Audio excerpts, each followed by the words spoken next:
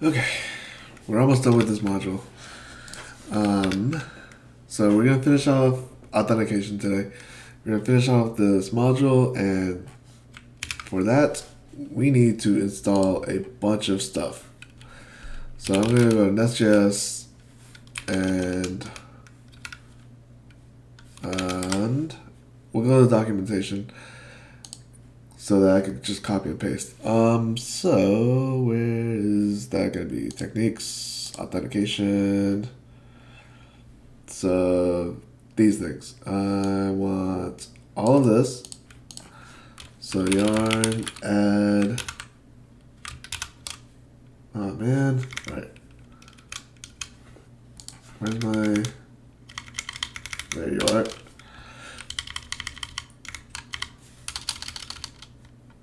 That's. Wait a minute, I don't want local. I want JWT.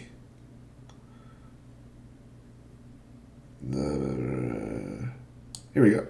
So this is what we want. Damn it. Okay, so yarn add NestJS passports. Passport. We also want these two.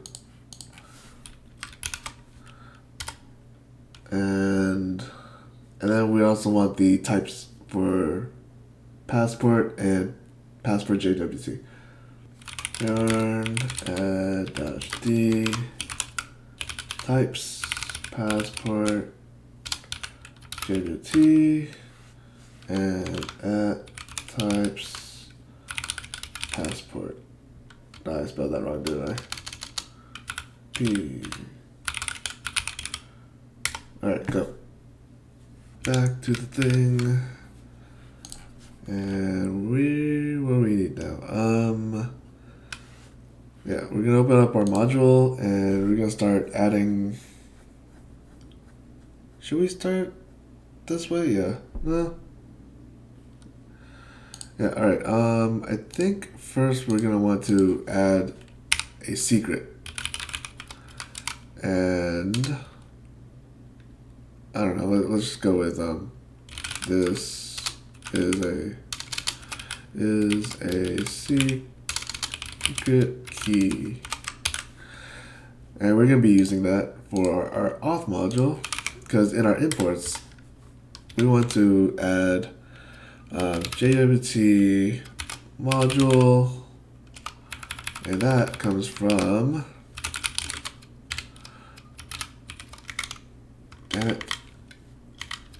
module from at NestJS/JWT.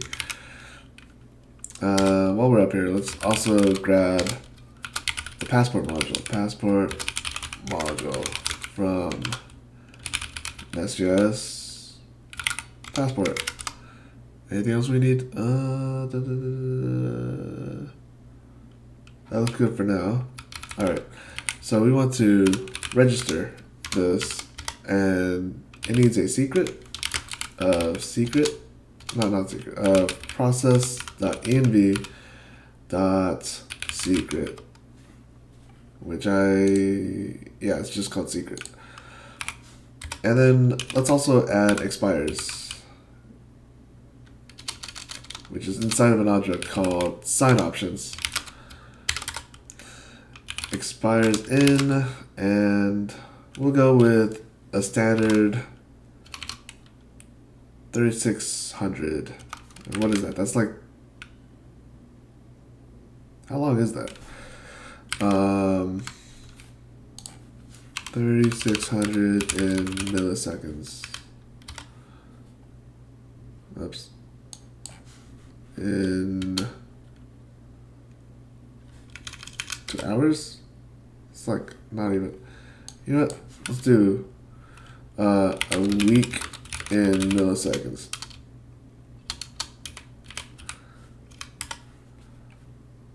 That's a lot. I don't know. You could change that. I'll change that later. 3600 is good for now. And after that, we also want the passport module, which I think we also need to register default strategy to JWT. I think that's all we need to do here.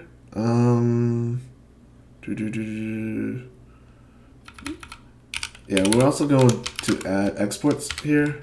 We do the JWT module or the passport module. And then a couple files that we need to create. So we'll come back to the module. So the first of those files that we're going to create is going to be JWT strategy, and is it supposed to be called service? No. .ts. It's in the wrong place. Move JWT strategy to source auth jwt.strategy.ts, and let's start with that. So this strategy is a very interesting service. So as a service, it is an injectable. So injectable, and it's gonna be export class JWT strategy, and it extends the passport strategy. Passport strategy, not serializer. Strategy. And very strange, but we also have to pass in strategy here. So it's a little bit of a weird way of inheritance inside of TypeScript that I'm not very used to. But we need to do a constructor, and the constructor, because we're inheriting in such a way, we also need to use the super method. So with the constructor, we're gonna inject the user repository. So inject repository user entity, and that's just gonna be called private user repo of type repository user entity. And super has a couple of options. We need JWT from request, and this is how we're extracting the token from our request. And we're going to be using extract JWT, and we're going to use from auth header with scheme, and the scheme is token. And also we're going to do secrets or key here, and that's just going to be process.env.secret. Alright, so a quick explanation. The reason why we have to have a custom scheme is because in our spec over here, an authorization, it's prefixed with token instead of bearer, like most JWT tokens. So we can't just use the normal method, which is dot as bearer token. Instead, we have to set a custom scheme. Alright. And then this strategy only needs one method, and that method is the validate function. Validates. Alright, and validate is after it decodes the token, it's going to get a payload, and we'll define the type in a little bit. So right now it's just going to be any, and we're going to grab the username from the payload. So it's going to be payload, and we're going to use the user repo to find the specific user, and it's going to be this.userrepo.find with the constraints where username is equal to username, and then we'll just have a simple if here. If the user doesn't exist, we'll throw an error, throw unauthorized exception. this has to be called new. And then otherwise we'll return the user. So pretty straightforward. Let's now define what we want inside of our payload. And I will put that inside of our user.dto file. I don't like this being called DTO since we're gonna have more than just DTOs in here. So I'm gonna change the name. Source models user DTO to source models user.model.ts. And of course that means this is here. That also means we need to update this and this. All right, so that's the controller and the service where we're using the DTOs. And now we're gonna create and we don't really need validation, so I'm just gonna use an interface instead of a class. And this is gonna be, I'll call it auth payload. So what do we have? Oh, username is string, and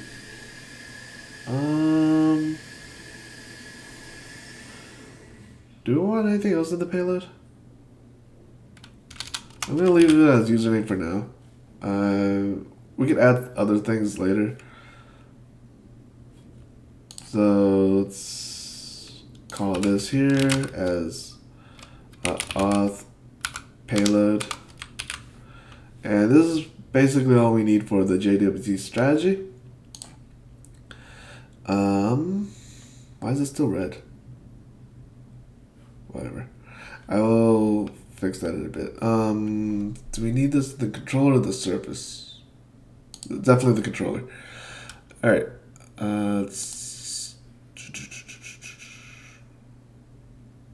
Wait. We don't. Let me think. Okay, so we're gonna want it in the service because we want to assign the token. So we're gonna add the token to the response, and that will be right here. Yep. So after we save the user, we're gonna create a payload equals to this dot JWT service dot sign. I'm one step too far. So the payload's gonna be username is gonna be equal to user.username, and then the token is gonna be we need to actually add the JWT service. So let's do that. Where does that come from? So the service comes from import from NestJS JWT. And that is going to be called JWT, private JWT service of JWT service. And this is where we get to sign it. So this dot service dot sign payload, and then we're gonna attach it to the response. So we'll do user, and if we check the spec, the response has the token inside of the user object. So this is going to be a little weird. We're going to spread user.toJSON and then add the token inside like that. And also we're returning it like this because also in our response, it wants it inside of a separate object like this where the The return type is the name of the object that we're returning. And this is going to be a little weird for articles and article, but we'll get there when we get there. And then we'll do the same thing for login. So here, same thing. We're going to surround this, and we're going to spread user.toJSON as well as a token. But first we need to create that token. So const, I'm just gonna copy this.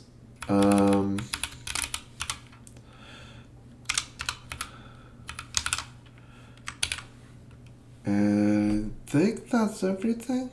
Let's make sure we add that to our exports here. So the service is going to be a provider. So JWT, or not service, the strategy is one of the providers. And it's also going to be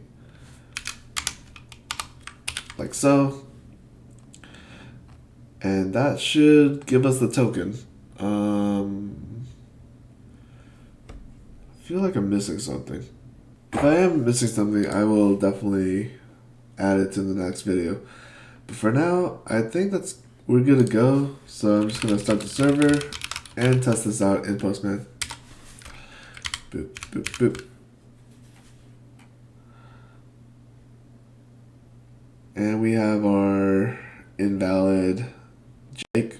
So once the server is running, we'll send that through. So everything is right. He's still invalid. So let's fix the password to be password. And we get our token here that we could add to our headers. Copy, add to our headers as auth token header. And we'll get a new token every time, but that's totally fine. We also have our updated user response, like so. And I think that's good for this video, so I'll see you guys next time. Bye.